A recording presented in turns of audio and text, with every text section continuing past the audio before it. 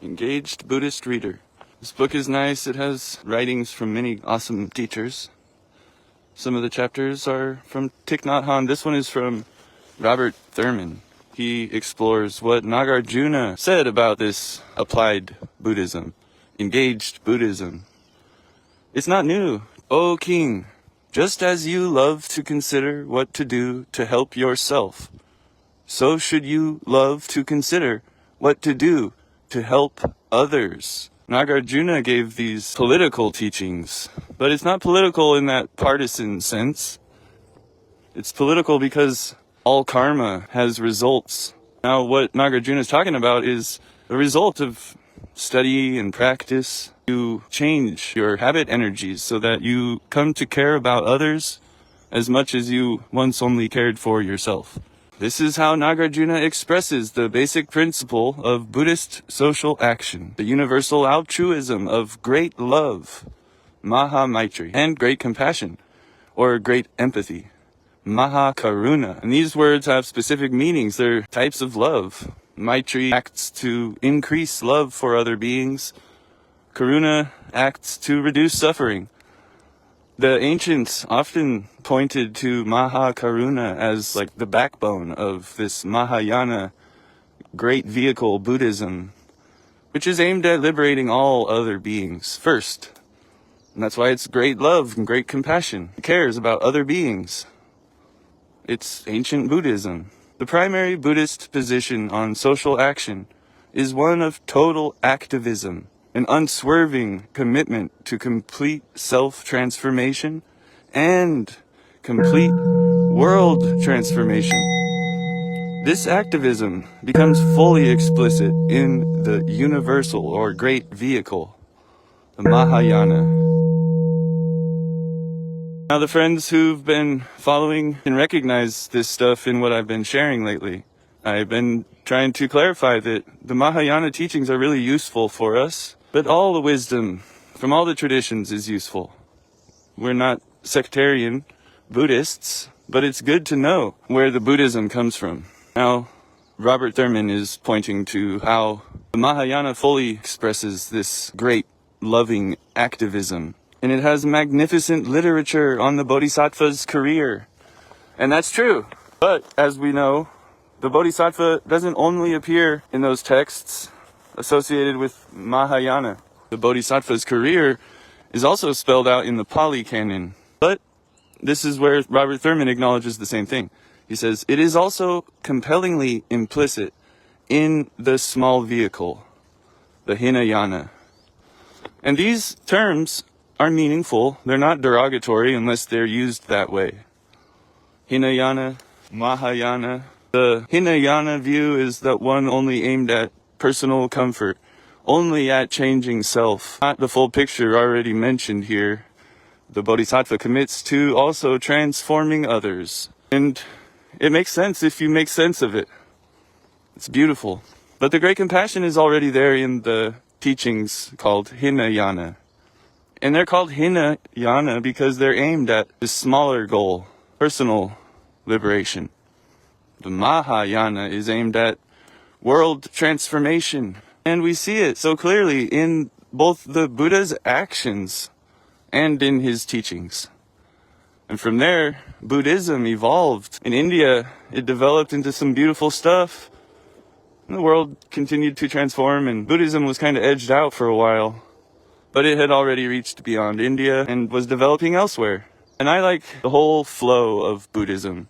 I'm not trying to reconstruct just some specific old Buddhism, but I'd rather course in the flow of its evolution, its adaptation to worldly suffering.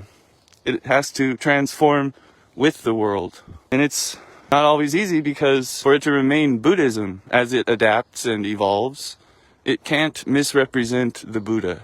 It is squarely in the center of all Buddhist traditions to bring basic principles to bear on actual contemporary problems, to develop ethical, even political guidelines for action. So that sentence there alone, if it was understood, this group could be understood. And the content shared here by the friends. We care about the present moment problems And we care about developing the ethical, even political guidelines for action, just like all other Buddhists. The big problem in our context, though, is that many don't know much about Buddhism. Now we'll go back to the reading.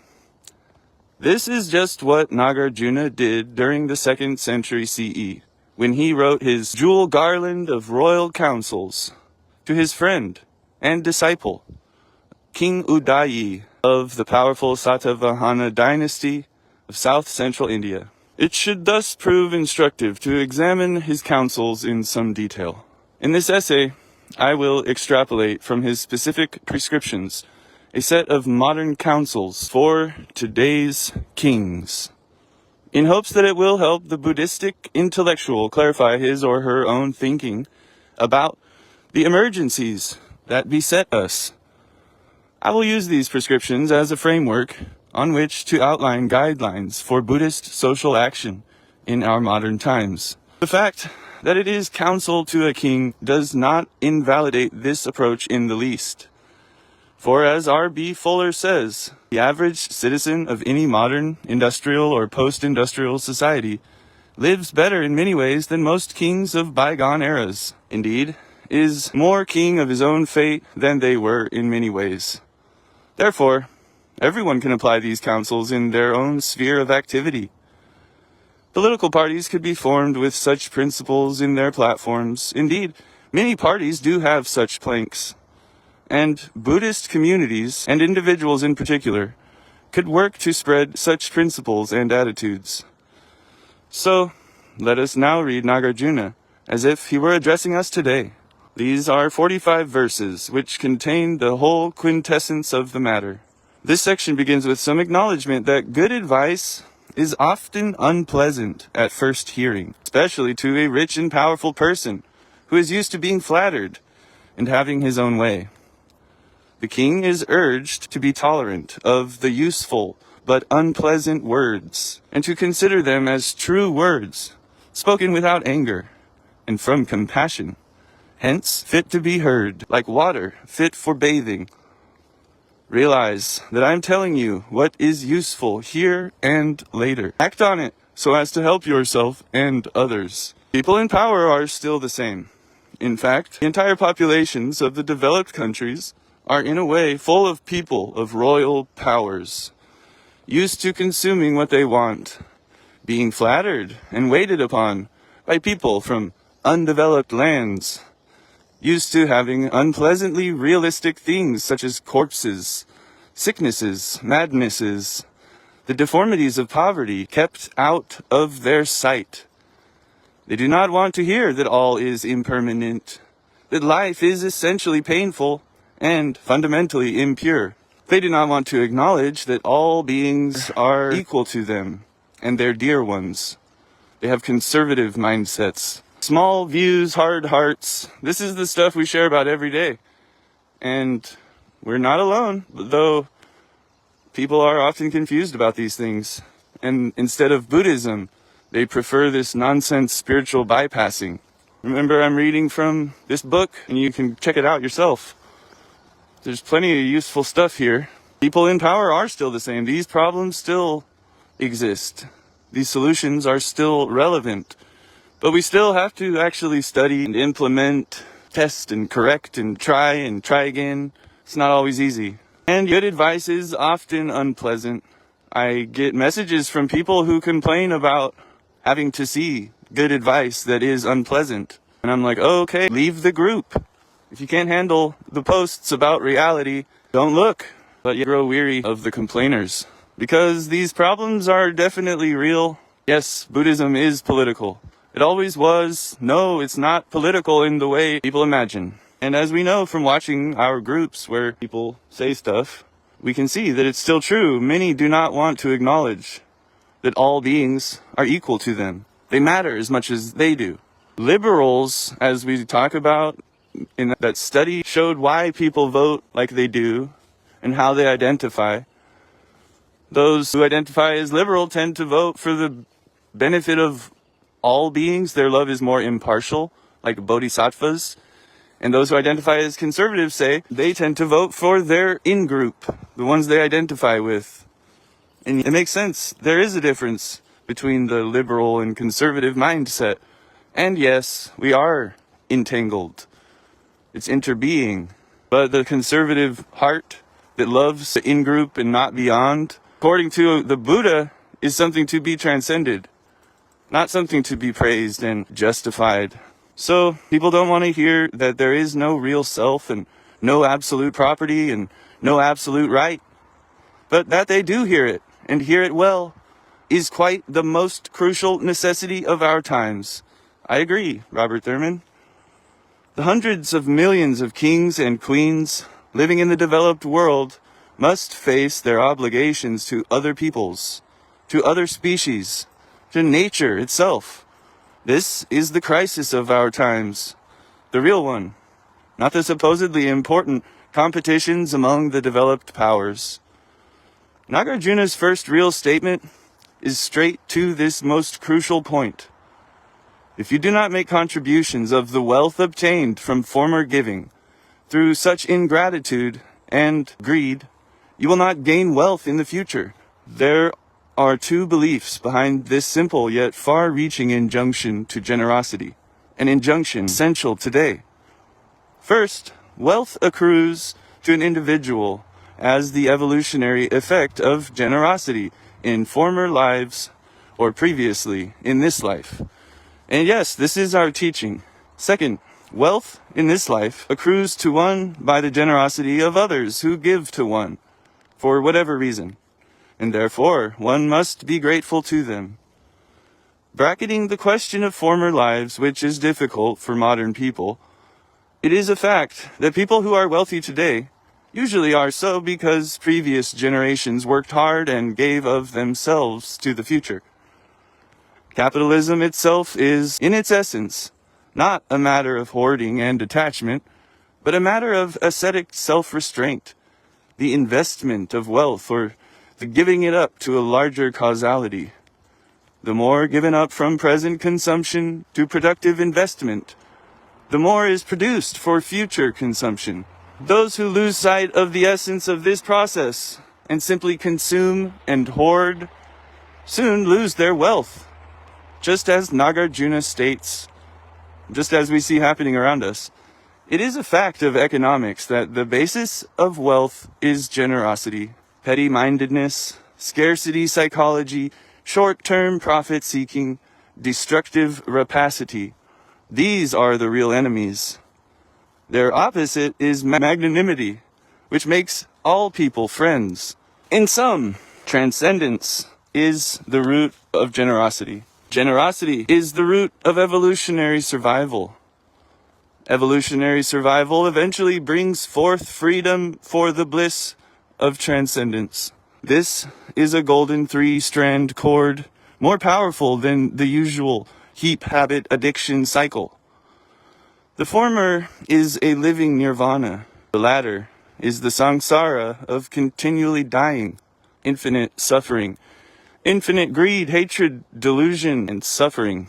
Be generous, not greedy. That's basic Buddhist ethics. And Americans failed to listen or care. The foremost type of giving is, interestingly, not just giving of material needs, although that is a natural part of generosity.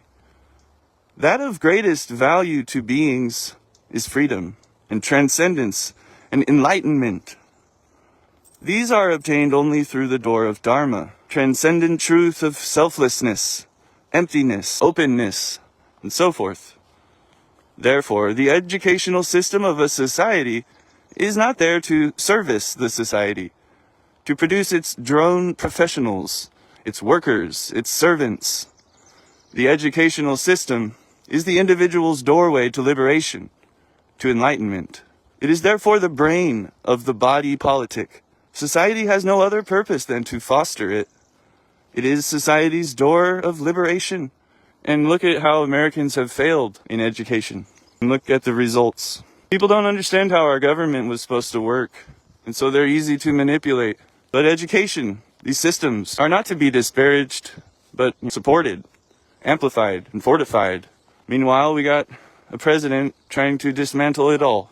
A puppet for the richest dude in the world. By giving others the gift of education, they gain freedom, self-reliance, understanding, choice, all that is still summed up in the word enlightenment. Life is for the purpose of enlightenment, not enlightenment for life. The wondrous paradox is, of course, that enlightenment makes life worthwhile, because it makes it less important. It makes it easier to give it away, whereby, at last, it becomes enjoyable. Bodhisattva, delight. Therefore, human evolution is consummated in transformative education. Society becomes meaningful when it fosters education. Life is worth living when it values education supremely. And so, our royal gift, our royal giving should first of all go to support universal, total, unlimited education of all individuals. And that's one of the reasons our group here exists. Nagarjuna is very specific. Create centers of teaching, institutions of the three jewels, whose name and glory are inconceivable to lesser kings, for fear of their ill repute after death, if they rule unwisely and selfishly. Nagarjuna is not talking about merely creating religious centers. He's not even talking about creating Buddhist centers.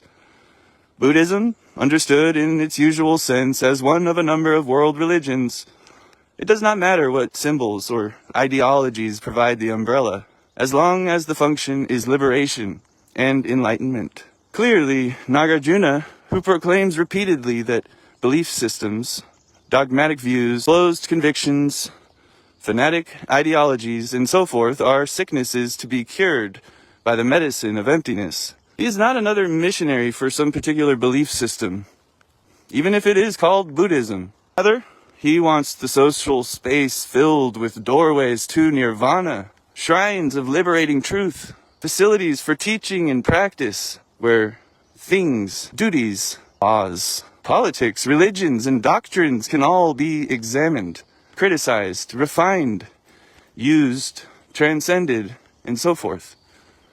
Again, this is why our group exists. As already mentioned, these centers are not primarily even for the service of society, although in fact, they are essential facilities for the evolutionary betterment of the people.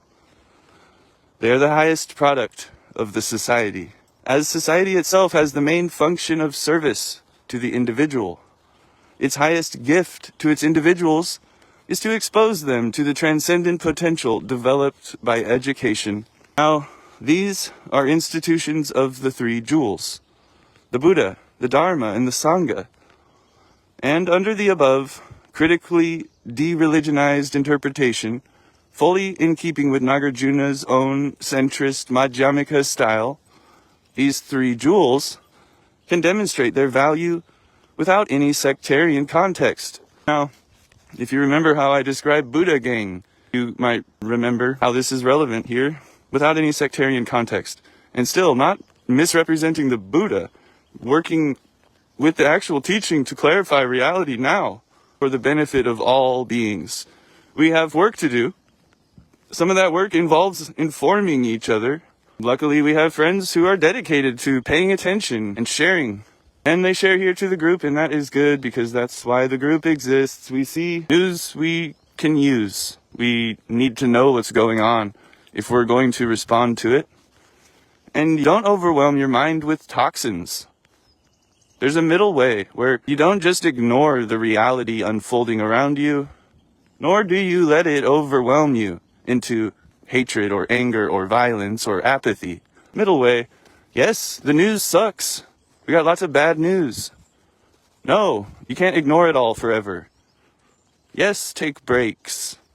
No, stop complaining when you see posts in this group that call up things that remind you of that word, politics. This is it. There is mud in this realm. Plenty of mud. It can be overwhelming. There's a way to be okay and not be overwhelmed. Take some breaks. Meditate. Try again. So, in universal social terms, the Buddha is the ideal of the fully educated person, the full flowering of human potential, the perfectly self-fulfilled and other-fulfilling being. Not another god, but an object of emulation, a source of enlightenment. He or she is the standard of achievement. The Dharma is her teaching, the truth and nirvana she realized, which all people can educate themselves to realize. The Sangha is the community of those dedicated to teaching and practicing this Dharma, with the view of becoming and helping all other beings become perfect Buddhas. Very often, they are so concentrated on these tasks, they have no time for ordinary social activities, business, professions, family, and so forth, but they are specialists in practice and teaching. They become mendicants, identityless, propertyless, selfless monastics, and often in Buddhist history, they served as the core staff of teaching centers. Sometimes, however, part of their teaching and practice involved, as in the case of Vimalakirti, and later the great adepts, the Mahasiddhas, participation in ordinary living patterns. And I see this too in the Avatamsaka Sutra describing the lives of the Bodhisattvas. They're not all monks. Some of them just live in the world with their loved ones and children, families, friends. At times, the monastic way is the right way for the Bodhisattva. He's mentioning the Mahasiddhas too, and these are characters from later Vajrayana traditions. They attained great enlightenment. It was engaged Buddhism, and those are awesome stories, inspiring, encouraging. I would urge you to check them out. Mahasiddha, 2 D's and an H. These institutions will gain fame as the people come to know that they are verily the gateways to a higher order of living, a higher awareness, a fuller sensibility, a more valid knowledge. They radiate glory as the persons who have developed themselves and have transcended their previous addictive habits naturally and compassionately give invaluable assistance toward the betterment of others according to their capacities and inclinations. This is all that skillful means and adaptive eloquence stuff we're always talking about. And I love his language, how he draws out the important point that we are focused on helping other beings. And often when we share like this in posts to the group, we'll get somebody to say, there are no others. No. Yes, but no. There are no others because they are not other. Not because they don't exist or they don't matter, you're not supposed to care about them. No. But I also love how he's describing the ones who commit to building these institutions, these sanghas, in these situations where worldly beings dominate. The bodhisattvas will go out into the world to manifest these institutions in society to benefit all beings. And that is what we are working to do here with this Facebook group. On Facebook, things aren't ideal. Whatever, we got to work with what we have. But if we keep going, we can do some good. We can change some minds. We've already done some good and changed some minds. So yeah, strive on. Now in the second verse, Nagarjuna puts in an important criterion of a genuine institution of teaching. It must not become a servile establishment in service of the elites of existing societies, there to provide professional training and ideological indoctrination. So you're not going to find that here in this group either. We actively disagree with these overlords. Now, its teachers and students must also live transcendently. That is, valuing truth above all personal opinion, preference, bias, and that.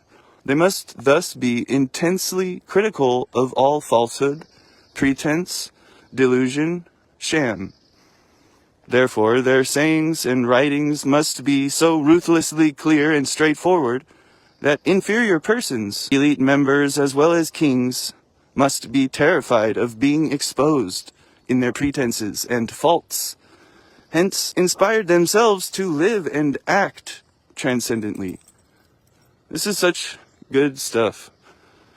If the institutions are not truly liberal or liberating in this manner, they had better not be established at all. So, here's another Buddhist teacher talking about the same stuff that I'm always sharing about, and people are always crying about it, as if it's not Buddhism. But it is, they just don't know Buddhism. So I encourage them to keep going, study, meditate, keep going. Infinite blessings and all the love. Bye bye.